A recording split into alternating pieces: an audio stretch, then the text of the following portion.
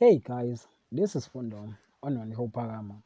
Tonight on Uzalo, Konzi promised to make it to the gala event come hill or higher water and despairs his predicament.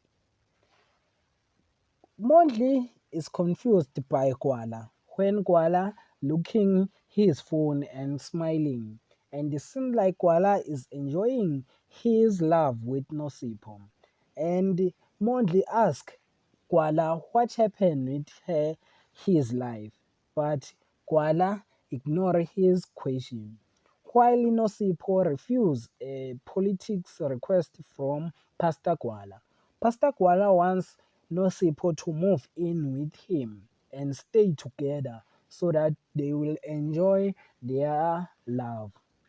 While Vega and the counselor reach a compromising after much back and forth while Lily fight for her transfer.